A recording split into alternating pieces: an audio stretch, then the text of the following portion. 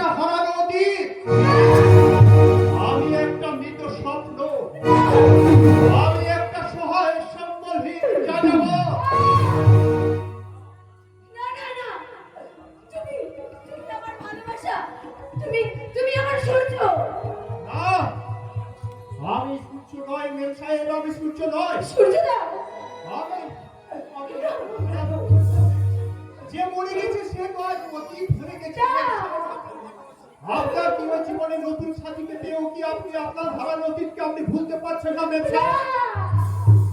সূর্যদা, আচ্ছা আচ্ছা আলো দেবী, সূর্যবাবু চিন্তা তোমার ভুল হয়নি তো? সূর্যকে চিনতে আলোর কি কখনো ভুল হয় গৌতম বাবু? তাহলে তাহলে তোমার সূর্য আজ তোমাকে কেন চিনতে পারছে না আলো? আমি জানি না, আমি জানি না ও আমাকে আজ চিনতে অস্বীকার করছে কেন, আমি কিচ্ছু জানি না। আমি শুধু জানি ও আমার ভালোবাসা, ও আমার হারিয়ে যাওয়া ভালোবাসা, আমার সূর্য। আচ্ছা আচ্ছা সূর্যদা, তুমি একটিবার আমাকে ভালো করে চেয়ে দেখো তো, আমাকে তুমি চিনতে পারছো না, আমাকে তুমি চিনতে পারছো না?